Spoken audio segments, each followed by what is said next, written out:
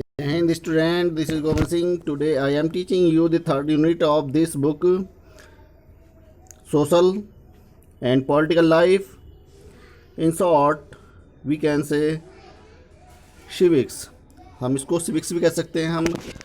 And the third unit of this book, civics, and the first topic of this unit, democracy. Democracy क्या है, हम इस topic में discuss कर रहे हैं कि मॉडर्न डेमोक्रेसी क्या है हमारी एट द प्रेजेंट टाइम, किस तरह की डेमोक्रेसी चलती है. डेमोक्रेसी मीन्स क्या है, ये मैंने I have explain you in the previous video. And now we are discussing about the three types of form of government. तो I have told you about the democracy.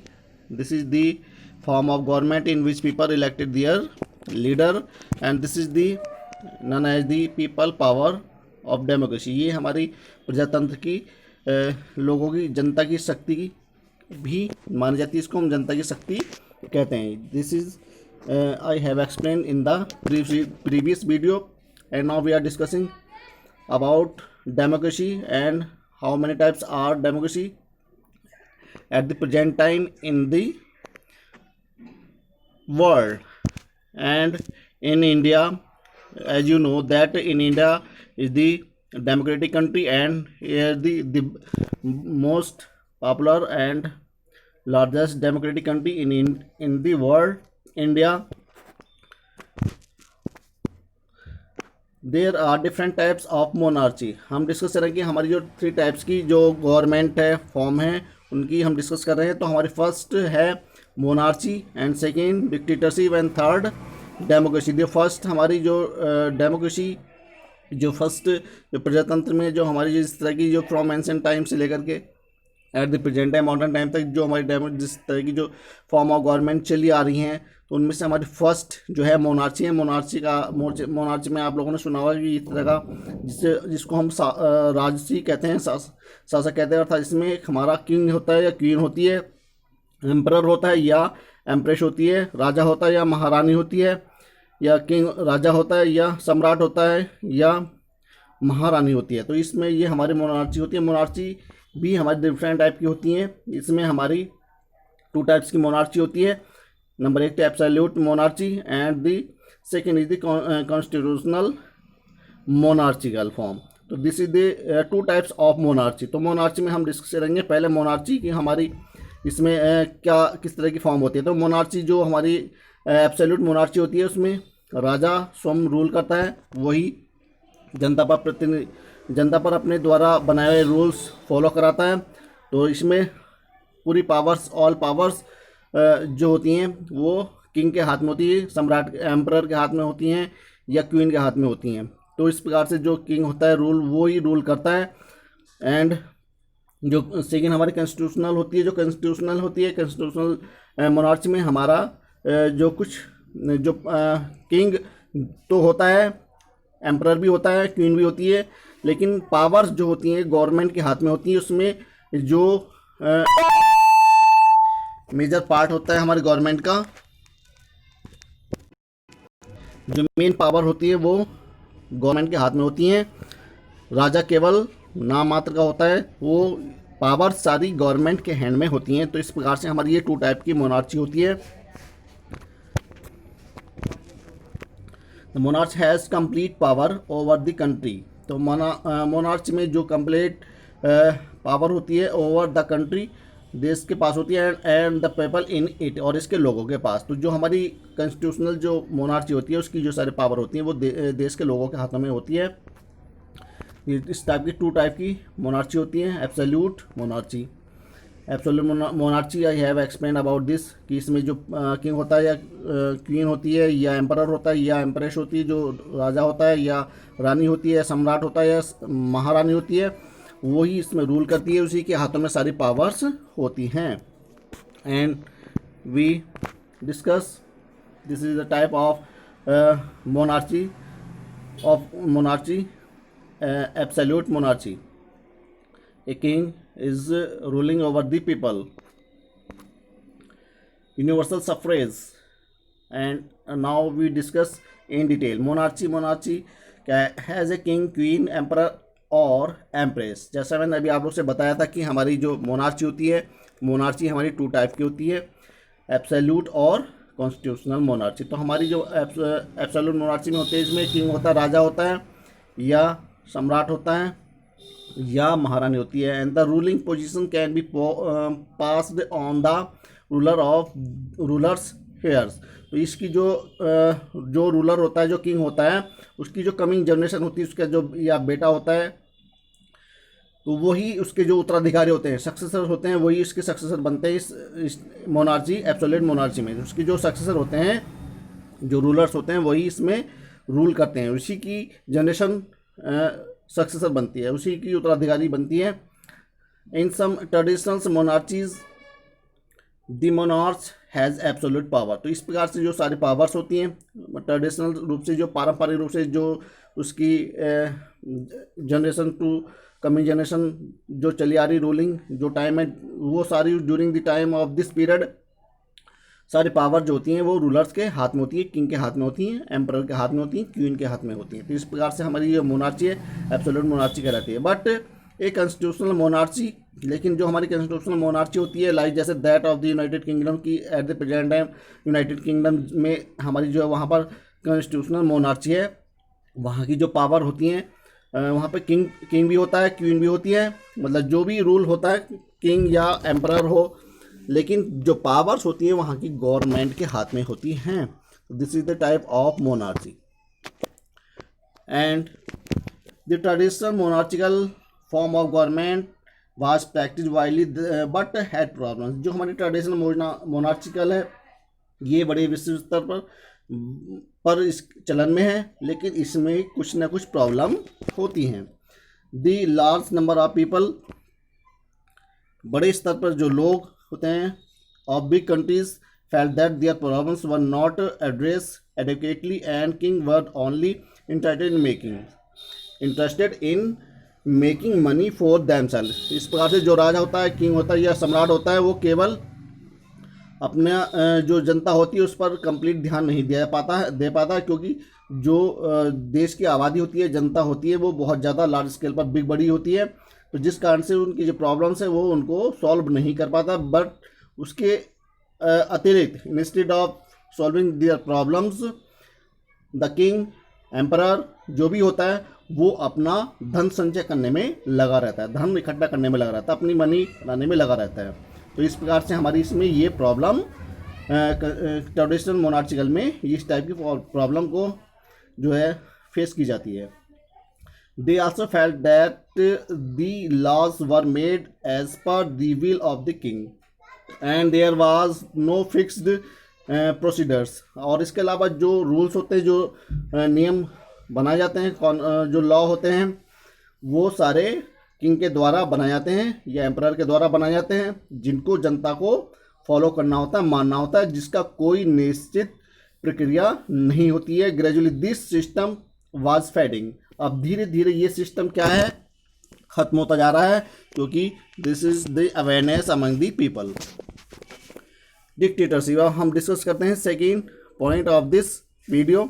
The first is clear monarchy and the second is dictatorship. Dictatorship is the तानाशाही, जिसको हम कह सकते हैं एक प्रकार से जो एक पावरफुल व्यक्ति होता है, जो रूलिंग करता है, उसके हाथों में सारे पावर्स आ जाती हैं। वो कैसे आती हैं, जो हमारे जिस तरह से जो हमारे मोनार्चिकल सिस्टम होते हैं उसी में ये कन्वर्ट हो जाती है। मोनार्चिकल सिस्टम जो ऐसे कि जो किंग होता है या एम्परर होता है वो वीक होता चला जाता है, या उसकी पॉलिसीज वीक होते चली जाती है, तो उसके जो लोग हैं वो उनको फॉलो करना बंद कर देते हैं। और इस प्रकार से कोई व्यक्ति जो ऐसा पावरफुल होता है, जो आर्मी पर, सेना पर अपना राइट जमा ले, उस पर अपना होल्ड कर ले, उन पर कंट्रोल कर ले, तो इस टाइप का व्यक्ति जो है वो डिक्टेटरशिप बन जाता है, अर्थात अपनी स्वयं वो रूलिंग करने लगता है और जो सारी पावर्स होती हैं वो उसके हाथ में आती हैं।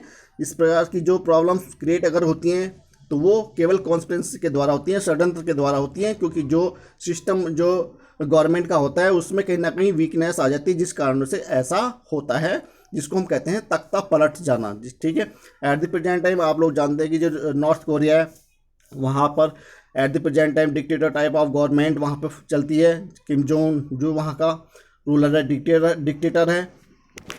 तो डिक्टेटरशिप जो होती है एक तानाशाही होती है, वो अपनी मर्जी से अपने ढंग से लोगों से, जनता से कार्य कराता है और उसके जो भी अपोजिट नहीं जा सकता। तो फ्रॉम डिक्टेटरशिप टू डेमोक्रेसी, अब हम डिस्कस करेंगे डिक्टेटरशिप से लेकर के डेमोक्रेसी तक हमारी किस प्रकार की जो फॉर्म हुई है, गवर्नमेंट बनी है, तो उस पर हम डिस्कस करेंगे। तो डिक्टेटरशिप, अभी आप लोगों को मैंने I have explain this topic. This is the list of dictators in the North Korea. This is the list of ruler of North Korea. Last 75 years rulers are ruling as a dictator. जो हमारे last पिछले जो 75 years हैं उससे 75 वर्षों से यहाँ के जो रूलर्स हैं वो एज ए डिक्टेटर के रूप में यहाँ पर रूलिंग कर रहे हैं। तो जैसे उसका फादर है, बीच में जो है किम जोंग जो यहाँ का एट द प्रेजेंट टाइम है, इसके फादर थे वो भी इसी के तरह से, उसने भी यहीं पर इसी टाइप से रूल किया। और इसकी राइट में जो है इसकी सिस्टर जो भी सेम इसी प्रकार से कंटिन्यू इस पर रूल करेगी। एट द प्रेजेंट टाइम जो किम जोंग है यहाँ का नॉर्थ कोरिया का, ये एक बिग डिक्टेटर है नॉर्थ कोरिया का। तो डिक्टेटरशिप में क्या होता है स्टूडेंट, हम इस पर डिस्कस करते हैं डिटेल में। तो एक country is ruled by a single leader, इसमें एक कोई व्यक्ति होता है, सिंगल पर्सन होता है जो देश पर अपने तरीके से शासन करना शुरू कर देता है। The leader is not elected and may use force to keep control, वह जो लीडर होता है जो जिसने अपनी आर्मी को हर चीज़ को कंट्रोल में कर लिया है, वो जनता द्वारा चुना तो नहीं जाता है, लेकिन फोर्स पर वो अपना पावरफुल ढंग से, जिसको हम कहते हैं फोर्सली, जोर ज़बरदस्ती से उस पर अपना कंट्रोल कर लेता है और आर्मी को और जितनी भी पावर्स होती हैं वो सारी अपने हाथ में ले लेता है। इस प्रकार से हमारी ये डिक्टेटरशिप बन जाती है। जिस प्रकार से आप लोगों को हम क्लास में मॉनिटरिंग करने के लिए कहते हैं, लेकिन मॉनिटरिंग एक अलग सब्जेक्ट है, वो हम इलेक्ट करते हैं, लेकिन ये बिना इलेक्ट किए हुए डिक्टेटरशिप का जो लीडर है वो अपने आप ही स्ट्रॉन्ग फोर्स में आ जाता है। जो पावरफुल होता है, जो व्यक्ति पावरफुल होता है, वही इसका किंग बनता है। एक एग्जांपल मैं आप लोगों को दूंगा कि जिस प्रकार से हमारे फॉरेस्ट होते हैं, जो पावरफुल एनिमल होगा, जो पावरफुल जो जानवर होगा, वो आसानी से हंट कर लेता है, शिकार कर लेता है। ठीक उसी प्रकार से यहाँ पर भी जो पावरफुल व्यक्ति होता है वो अपने तरीके से जो है पावर्स में आ जाता है। In a military dictatorship the army is in control, तो इस प्रकार से जो डिक्टेटरशिप में होती है, जो तानाशाही में होती है, मिलिट्री आर्मी जो फोर्स होती है वो इसके नियंत्रण में, उस लीडर के नियंत्रण में आ जाती है। This does not follow the hereditary system, ये एक उत्तराधिकारी का सिस्टम नहीं होता जैसा हमारा मोनार्ची में होता है कि किंग के बाद उसका जो बेटा होगा वो राजा बनेगा, लेकिन इसमें डिक्टेटरशिप में ऐसा नहीं होता है, क्योंकि ये इसमें जो केवल जो व्यक्ति पावरफुल है वही रूलिंग करेगा। तो वो चेंज भी हो सकता है, यदि उससे कोई और ज़्यादा पावरफुल आ गया तो वो उसको हटा सकता है, उसको चेंज, उसकी पावर को चेंज कर सकता है, उसको चेंज कर सकता है, बदल सकता है। तो इस प्रकार से this is the system of dictatorship can be change, बदल सकता है। यदि कोई पावरफुल व्यक्ति आ जाए तो उसको वो रिमूव कर सकता है, हटा सकता है। This system of government came into being usually where the monarchy was existing but was taken over by their defense ministers, those who control their army, जो अपने देश की सेना को जो मंत्रीगण नियंत्रण करते थे, वो जो किंग होता है, जैसा मैं आप लोगों को बता रहा, मोनार्ची सिस्टम में जो राजा वीक पड़ जाता था, कमज़ोर पड़ जाता था, तो उसी पर इसी तरह की वहीं पर ये डिक्टेटरशिप की फॉर्म गवर्नमेंट जो है वो बनती है। इस तरह की फॉर्म गवर्नमेंट की बनती है, क्योंकि जब वीकनेसता होगी तभी डिक्टेटरशिप का पर्सन कोई ना कोई उसमें रेज करता है, खड़ा हो जाता है, और इस प्रकार से जो कमज़ोर शासन होता है उस शासन की व्यवस्था को ख़त्म कर देता है और नई टॉप फॉर्म गवर्नमेंट की पार्टिसिपेट कर लेती है।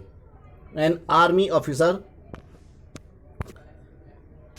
as you know here the name of the Adolf Hitler of जो जर्मनी का एक एडोल्फ हिटलर था, इसका नाम आप लोगों ने सुना होगा। ये एक बिल्कुल तानाशाही पर्सन था जिसने नागासाकी और हिरोशिमा पर जो एटॉमिक बॉम्ब गिराए थे, जिस कारण से विश्व को बहुत सारी समस्याओं का सामना करना पड़ा। तो ये एक व्यक्ति था जिसने बहुत ही गरीब परिवार से था, ये एडोल्फ हिटलर। इसके बारे में आप लोग स्टूडेंट द नेक्स्ट क्लासेस में जब आप लोग पहुंचेंगे 9th-10th क्लास में, तब आप इसके बारे में, इस हिटलर के बारे में और about of more the type of form of government जो होंगी हमारी, और इसके बारे में आप लोग अगली क्लासेस में जानेंगे। अब हम डिस्कस कर रहे हैं एडोल्फ हिटलर की कि ये डिक्टेटरशिप कैसे बना और ये कैसे नियंत्रण में, इसने अपने फोर्स को कैसे देश को नियंत्रण में कर लिया था। तो दो that he had the control of the army, would capture और kill the king and take over the government and then start ruling the country. इस प्रकार से जो वीक कमज़ोर जो राजा होते थे उनको अपने नियंत्रण में कर लिया, पकड़ लिया और इस प्रकार से उनको मार दिया, हत्या कर दी गई। और इस प्रकार से वहाँ पर स्वयं अपने तानाशाही रूप से अपने पावर के रूप बल पर, अपने शक्ति के बल पर वहाँ पर अपनी गवर्नमेंट को फॉर्म कर लेते हैं, बना लेते हैं and then start ruling the country. और इस प्रकार से देश पर अपने ढंग से, अपने मनमाने ढंग से रूलिंग करना शुरू कर देते हैं, शासन करना शुरू कर देते हैं। The over throwing of the monarch was successful in countries where the king was weak और his policy were not popular। अर्थात इस प्रकार से जो राजा है वो वीक पड़ गया, कमज़ोर पड़ गया और उसकी जो पॉलिसीज हैं, जो नीतियाँ हैं वो कमज़ोर पड़ गई हैं और जो वहाँ की जो लोग हैं, जो प्रजा है, जनता है, वो उसको फॉलो नहीं कर पा रही। तो इस प्रकार से उनको इस तरह के सिस्टम से जो हिटलर, जो डिक्टेटर टाइप का जो लीडर होता है, वो उसको हटा देता है, उस पद से हटा देता है, अर्थात तख्ता पलट कर देता है। तो इसमें क्या होता है कि षड्यंत्र हो जाते हैं। षड्यंत्र यानी कि जो हिंदी मिनिस्टर जो होते हैं, मंत्रीगण जो होते हैं, उनके बीच में कोई ना कोई पर्सन ऐसा होता है जो अंदरूनी कमजोरी के कारण से इस तरह की डिक्टेटरशिप या सत्ता पलटने का जो सिस्टम होता है वो कॉन्स्पिरेंसी के द्वारा, षड्यंत्र के द्वारा होते हैं। Later the dictatorship also came up in countries which had other form of governments but there where the people did not trust the government। इस प्रकार से धीरे धीरे का बाद में जो है ये तानाशाही टाइप की जो गवर्नमेंट है देशों में आ गई, और बल्कि जबकि धीरे धीरे करके जैसे जैसे ये डिक्टेटर टाइप की फॉर्म गवर्नमेंट आती चली गई, लेकिन इसमें ऐसा था जो लोग होते थे वो गवर्नमेंट पर विश्वास नहीं करते थे, क्योंकि जो किंग होता था वो ज़्यादा जनता के फेवर में होता था, लेकिन उसमें वो जनता पर अत्याचार नहीं करता था। लेकिन इसमें डिक्टेटरशिप में एवरी ट्रिक्स, हर चाल, हर चीज़ को, हर एवरी स्टेप डिक्टेटर जो होता है, जो तानाशाह होता है, वो उठाता है, हर स्टेप को उठा लेता है। तो इसलिए जो पीपल होते हैं, जो लोग इस पर, इस तरह की, इस टाइप की गवर्नमेंट में इतना विश्वास नहीं करते। तो democracy is the best form of government and this is the largest country in India and largest country India in the world. अब हम डिस्कस करते हैं डेमोक्रेसी। डेमोक्रेसी क्या है, एट द प्रेजेंट क्या है, ये कैसे हम इस पर, ये कैसे बनती है। In a democracy government is elected by the people. जैसा कि मैं आप लोगों से in the previous video I have explain कि जो हमारी डेमोक्रेसी जो प्रजातंत्र होता है, इसका इलेक्ट जो होता है वो जनता के द्वारा किया जाता है। जनता अपना प्रतिनिधि चुनती है और इस प्रकार से ये डेमोक्रेसी फॉर्म होती है। Everyone who is eligible to vote has a chance to elect the leader who will run the country. इस प्रकार से जो व्यक्ति 18 वर्ष की आयु गेट कर चुका है, आप लोग भी जब 18 वर्ष की आयु गेट करेंगे तो आप लोगों को भी वोट करने का राइट मिलेगा। तो after getting 18 years old age, जो व्यक्ति, जो पर्सन, देश का नागरिक जो 18 वर्ष की आयु गेट कर लेता है, तो उसे व्यक्ति को वोट करने का राइट मिल जाता है। तो इस प्रकार से वो अपने वोट के माध्यम से अपने लीडर करते हैं। It is distinctive from government control by a particular social class और group by a single person like a monarch और डिक्टेटर। इसमें भी डेमोक्रेसी भी हमारी एक तरह से वन पर्सन इसमें होता है, जैसे डिक्टेटरशिप में होता है या मोनार्च में होता है, लेकिन इसमें और मोनार्च और डिक्टेटर में और डेमोक्रेसी में बहुत बड़ा डिफरेंट है, क्योंकि उसमें पावर्स उन रूलर्स के हाथ में होती हैं, लेकिन डेमोक्रेसी में जो पावर्स होती हैं वो जनता के हाथों में होती है। जनता अपने माध्यम से अपनी पॉलिसियों को समझने के बाद ही वो अपने मेंबर को इलेक्ट करती हैं, और वो जो मेंबर जो इलेक्ट किया जाता है वो जनता के जो भी पॉलिसीज़ होती हैं, जो जनता के आगे जो उसके डिसीजन होते हैं वो उनको शेयर करता है, उनके सामने समक्ष रखता है, तभी आगे को ये डेमोक्रेसी चलती है। तो इसमें टोटली ट्रांसपेरेंसी होती है। डेमोक्रेसी में टोटल ट्रांसपेरेंसी होती है, पारदर्शिता होती है, हर चीज़ का जो जनता को भी पता होता है और लीडर को भी पता होता है। इसलिए democracy is the best form of the government. इसलिए हमारी जो प्रजातंत्र है, ये सरकार सबसे बढ़िया सरकार डेमोक्रेसी प्रजातंत्र को ही माना जाता है। A democratic government can be either run directly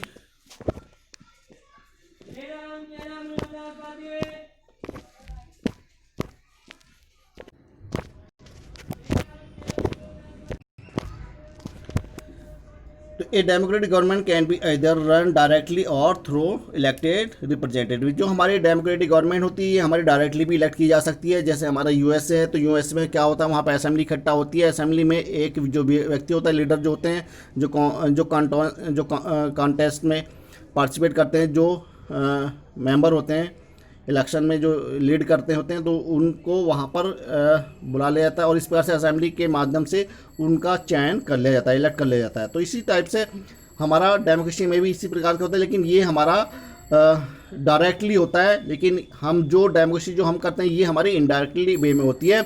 इसके माध्यम से हम इनडायरेक्ट वे में करते हैं, इसका जो है रिजल्ट बाद में निकलता है, लेकिन डायरेक्ट वाले में हम हैंड टू हैंड उसका रिजल्ट निकल जाता है।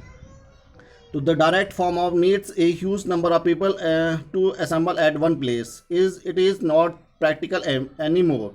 इसके अलावा जो डायरेक्ट वाली जो हमारा जो लीडर इलेक्ट किया जाता है उसमें हम जनता को एक असेंबल किया जाता है लार्ज स्केल पर, और वहाँ पर जनता के द्वारा उसको लीडर को इलेक्ट कर लिया जाता है। तो therefore the system of elected representative is in practice all over the world where the democracy is followed. जहाँ पर जो प्रजातंत्र की या लोकतंत्र की सरकार है वहाँ पर हम इनडायरेक्टली वे में अर्थात रिप्रेजेंटेटिव के माध्यम से, जनता के माध्यम से उसको इलेक्ट करते हैं। अर्थात ये हमारा जो होता है इनडायरेक्ट वे के माध्यम से हम डेमोक्रेसी को फॉर्म करते हैं। तो अर्थात जिन कंट्री में डेमोक्रेसी फॉर्म होती है चलती है तो वहाँ पर हम रिप्रेजेंटेटिव के माध्यम से, जनता के माध्यम से, वोटिंग के माध्यम से हम इस प्रकार से वहाँ पर जो गवर्नमेंट फॉर्म करते हैं।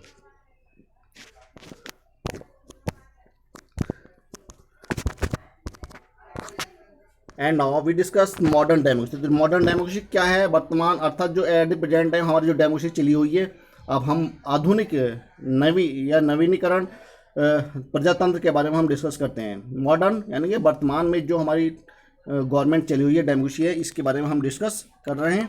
तो democracy is one system of government. यह एक गवर्नमेंट की एक सिस्टम है सरकार का, which has become the most power all over the world and revolution took place all over the world to establish this system. यदि कहीं किसी देश में, राज्य में, किसी देश में डेमोक्रेसी फॉर्म नहीं हुई है या डिक्टेटरशिप की या किंग या क्वीन वाली सरकार है, तो वहाँ पर क्या होता है, वहाँ पर जो रिवॉल्यूशन हो जाती है, क्रांति हो जाती है। जैसा कि हमारे देश में ब्रिटिश गवर्नमेंट शासन आया था, उसके अगेंस्ट हमारे इंडियंस ने, जो हमारे फ्रीडम फाइटर थे, उन्होंने अगेंस्ट होकर उनके खिलाफ क्रांति की, रिवॉल्यूशन की, और तब हमारी जो है गवर्नमेंट, जो हमारा देश है वो स्वतंत्र हुआ, आज़ाद हुआ। तो इस प्रकार से भी वहाँ पर मांग की जा सकती है, रिवॉल्यूशनरी के द्वारा भी देश में डेमोक्रेसी या अपनी पसंद की जो भी गवर्नमेंट को इस्टेब्लिश किया जा सकता है। In democracy the sovereignty power rest in the people respectively difference of the religion, colour, caste, gender.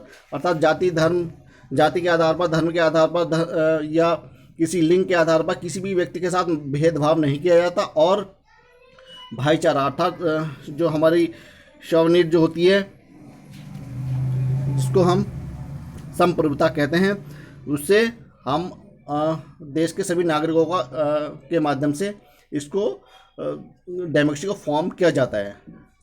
किसी भी व्यक्ति के साथ कोई भेदभाव, बिना भेदभाव किए वोटिंग के द्वारा सभी को राइट देकर के ये हम डेमोक्रेसी को फॉर्म करते हैं। In a democracy it is commonly said Ballot substitutes the ballot because it is the system where people can change the ruling power of the means of the voting out a government। अर्थात इस प्रकार से ऐसा भी कहा जाता है कि हमारे जो बैलेट होता है, बैलेट यानी कि जो इलेक्शन के दौरान जो पर्चा जो पेपर मिलता है जिस पर जो है कैंडिडेट के जो सिंबल होते हैं, जो निशान होते हैं, उसको बैलेट पेपर कहा जाता है। उसके माध्यम से हमारा अपना प्रतिनिधि चुना जाता है। Because it is the system here the people can change, this is the, ये वो टर्निंग पॉइंट है जहाँ से जो जनता है अपना प्रतिनिधि को बदल सकती है, लीडर को चेंज करती है, गवर्नमेंट को भी चेंज कर सकती है, गवर्नमेंट चेंज होती हैं। तो ये वो टर्निंग पॉइंट होता है जहाँ से जनता के हाथ में वो शक्ति होती है, यही वो टर्निंग पॉइंट है जनता के हाथ में, जो जनता को चेंज करने की पावर यहाँ से मिल जाती है। Of the means of the voting, Janata vote के माध्यम से अपने लीडर को इलेक्ट कर लेती है। Normally every person who is an adult citizen of the country has the right to vote, this is known as the one man one vote and also called the universal adult franchise. तो इस प्रकार से जो व्यक्ति होता है जो 18 वर्ष की आयु गेट कर चुका है, उसको एक व्यक्ति को एक वोट करने का राइट मिल जाता है, और इस प्रकार से हम इसको यूनिवर्सल एडल्ट फ्रेंचाइज के नाम से भी जानते हैं। अर्थात वयस्क मताधिकार प्रोवाइड कर देता है, जिसको हम वयस्क मताधिकार कहते हैं। इस प्रकार से जो है हमारी ये डेमोक्रेसी फॉर्म होती है, अर्थात जो देश के नागरिक होते हैं वही इसमें पार्टिसिपेट करते हैं। तो this form of government is called democracy. तो जो ये जो प्रोसीजर है to elect their leader, this is the procedure of democracy, यही हमारा प्रजातंत्र का सिस्टम है, यही प्रक्रिया है। इसी के माध्यम से, इसी तरीके से हम अपनी जो है गवर्नमेंट डेमोक्रेसी को फॉर्म करते हैं। तो democracy is the best form of government. Thank you and have a nice day. We will discuss more about this next video about our fundamental rights. Thank you and have a nice day.